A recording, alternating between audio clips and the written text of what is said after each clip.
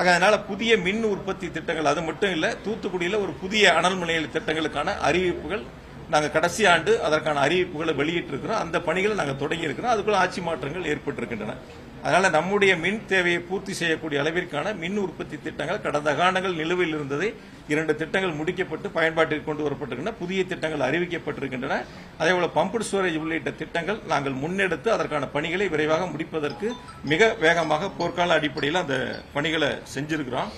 அதேபோல பணியாளர்கள் பற்றாக்குறையை பத்தி காலையில வெள்ளை அறிக்கையில ரொம்ப கோடிட்டு காட்டினாங்க. ஒவ்வொரு முறையும் போகும்போது எங்க பத்திரிகையாளர் பார்த்தாலும் பணியாளர் பற்றாக்குறை 60,000 பேர் ஷார்டேஜ், 65,000 பேர் ஷார்டேஜ், 70,000 பேர் ஷார்டேஜ்.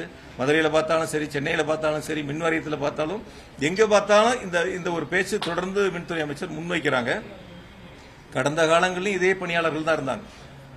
இதே பணியாளர்கள் வச்சுதான் எந்தவித பாதிப்பும் இல்லாம சீரான மின் விநியோகம் கொடுத்தோம். எந்த பாதிப்பும் இல்லை. பொதுவாக மின்சார வாரியத்தை பொறுத்த வரைக்கும் அங்க இருக்கக்கூடிய பணியாளர்கள் நம்ம போற்றி வணங்கணும். மழை, வெயில், இரவு, பகல், நேரங்காலம் எதுவும் பார்க்க மாட்டாங்க.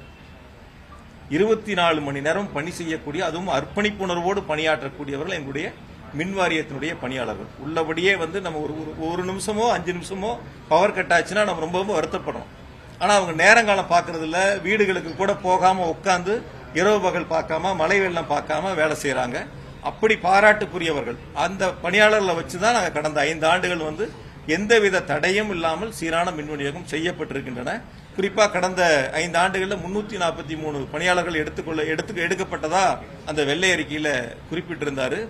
நேற்று ஏஇ போஸ்ட், ஏஏஓ போஸ்ட் எல்லாம் எடுத்து ஏறத்தாழ ஒரு 401 பேர்த்துக்கு இன்றைய மின்துறை அமைச்சர், இன்றைய முதலமைச்சர் அவருடைய வச்சு அவர்களுக்கான பணி ஆணைகள் கொடுத்தாங்க.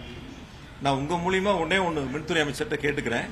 இந்த தாவேக அரசனுடைய மின்துறை அமைச்சர்கிட்ட இந்த ஆட்சி பொறுப்பேற்ற 40 நாளைக்குள்ள இந்த மின்சார வாரியம் டிஎன்பிசிக்கு ஒரு லெட்டர் எழுதி இவ்வளவு போஸ்ட் எங்களுக்கு காலியா இருக்கு, நீங்க இதை தேர்வு பண்ணி கொடுங்கன்னு அனுப்பி இந்த 40 நாட்களுக்குள்ள டிஎன்பிசி அவங்களுக்கு எக்ஸாம் வச்சு அதை ரிசல்ட் கொடுத்து தேர்வு பண்ணி அந்த பட்டியலை மின் வாரியத்துக்கு கொடுத்து நேற்று ஆணைகள் கொடுத்தாங்களான்னு ஒரு கேள்வி மட்டும் வைக்கிறேன். இந்த 40 நாட்களுக்கு இது நடந்திருந்ததுன்னா அவங்க பெருமையோட சொல்லலாம். அதுல அந்த ஒயிட் பேப்பர் ரிலீஸ் பண்ணும்போது ஒரு கருத்து சொன்னார். இது ஏதோ அவங்க 1 பைசா செலவு இல்லாம ரொம்ப வெளிப்படைத்தன்மையோட கொடுத்தோம் அப்படின்னு சொல்லிட்டு. முந்தைய ஆட்சியில் 5 பேர் 10 பேரா அழைச்சி பேசுவாங்க, ஏதோ பேசுவாங்கலாம் சொல்லி சொன்னார். இந்த டிஎன்பிசியில் யார் அப்ளிகேஷன் போட்டா, யார் எக்ஸாம் எழுதுனா, யாருக்கு ரிசல்ட் வந்துச்சு, யாருக்கு அப்பாயின்மெண்ட் வந்துச்சுன்னு தெரியாது. பொதுவாக மின்சார வாரியம் பொதுவாக டிஎன்பிசியிலிருந்து வரக்கூடியது என்னன்னா, பணியாளர் அந்த தேர்வு செய்யப்பட்டவங்களுடைய பட்டியல் சம்பந்தப்பட்ட துறைக்கு வரும். அந்த துறையில் என்ன செய்வாங்கன்னா அவங்களுக்கு அந்த போஸ்டிங் போடுவாங்க. எந்த இடங்களுக்கு போஸ்டிங் போடுவாங்க, நியரஸ்ட் அவங்களுக்கு எங்க இருக்கு பணியிடங்கள் அந்த போஸ்டிங் போடுவாங்க. அது மட்டும்தான் அந்த துறையினுடைய வேலை. இது கூட தெரியாம ஒரு மின்துறை அமைச்சர் சொல்றாரு 5 பேர் 10 பேர்த்த அழைச்சி பேசுவாங்கன்ட்டு.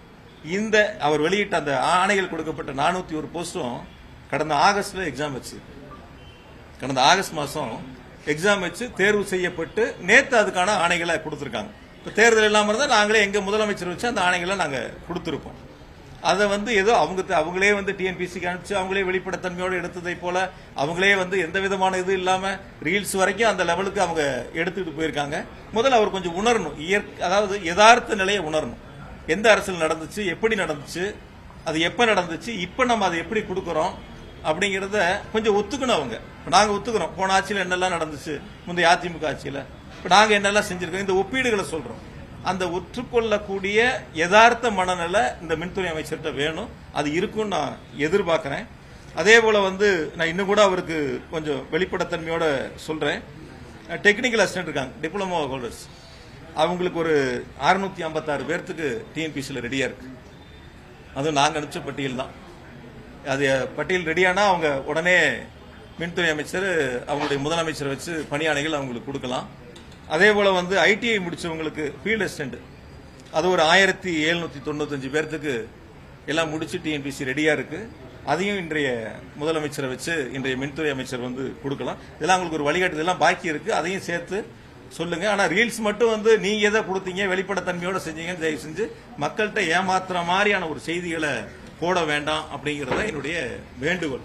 அதனால கடந்த காலங்களில் மின்வாரியம் டிஎன்பிசிக்கு அனுப்பி தேர்வு செய்யப்பட்ட பணியிடங்கள் தான் நேற்று வழங்கப்பட்ட அதற்கான பணி நியமன ஆணைகள்.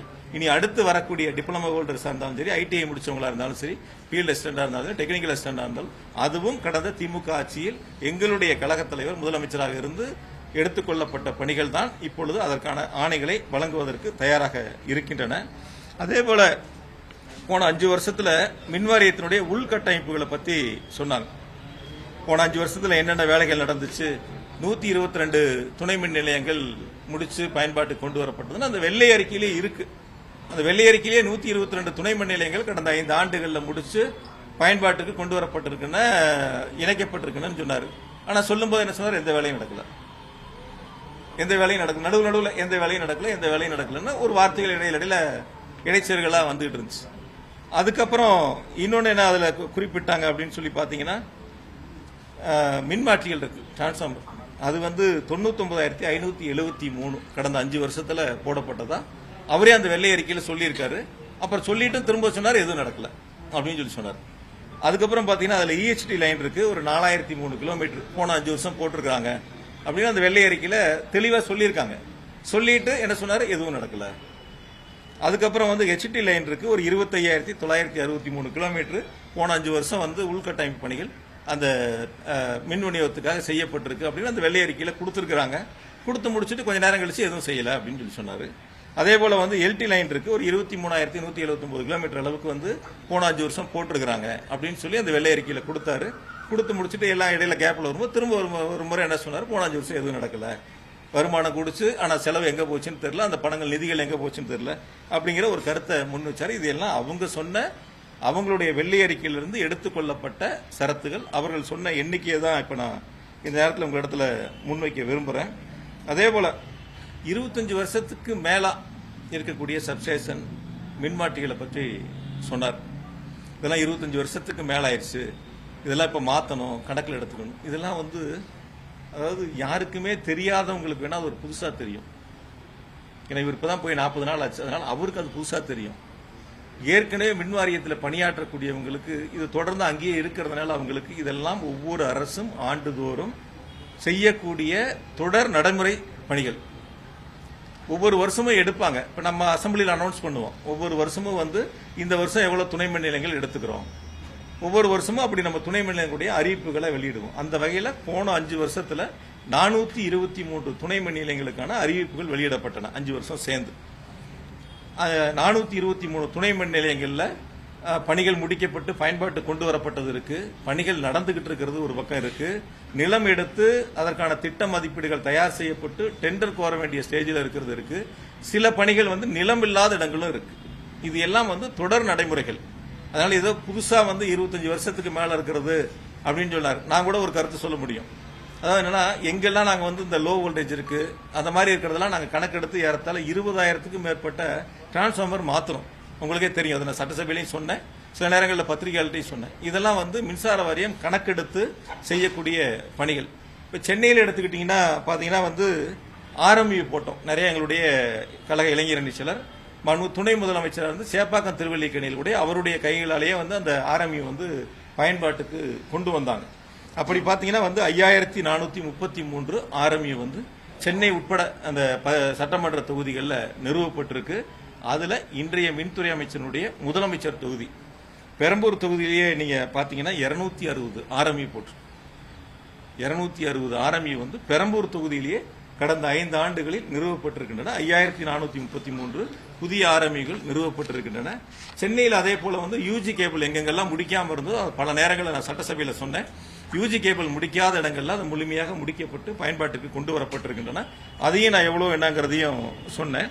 அதே போல ஒரு நிகழ்ச்சி ஒன்று மின்வாரியத்தினுடைய தலைமை அலுவலகத்தில் நடந்துச்சு. ஒரு 300 பேர்த்துக்கு பணி உயர்வு கொடுத்து, அவங்களுக்கு இ போஸ்ட் பணி உயர்வு கொடுத்து, ஏதோ புதுசா இந்த அரசு வந்தோடனே இது வரைக்கும் மின்வாரியத்தில் பணி உயர்வே நடக்கல, 20 வருஷமா காத்திருந்த ஒருத்தர் என்ன பார்த்தாருன்னு இன்னைக்கு அந்த ஒயிட் பேப்பர் ரிலீஸ் பண்றப்ப பத்திரிகையாளர் சந்திப்புல சொன்னாங்க. எனக்கு தெரிஞ்ச வரைக்கும் ஒவ்வொரு வருஷமும் அந்த மின்கல பணியாளர்களை கேட்டாலே சொல்லுவாங்க, அங்க இருக்கக்கூடிய தொழிற்சங்கங்களை கேட்டாலே சொல்லுவாங்க, ஒவ்வொரு வருஷமும் தேதி குறிப்பிடாமல் தேதி மாறாமல் அந்த குறிப்பிட்ட தேதிக்கு முன்பாகவே மின்சார வாரியம் கடந்த 5 ஆண்டுகளாக அவர்களுக்கான பணி உயர்வு வழங்கப்பட்டிருக்கின்றன. இவர் கடைசியா நாங்க ஒரு 300 பேர்த்துக்கு கொடுத்தோம் அப்படின்னு சொல்லி ஒரு கருத்தை முன் வச்சார்.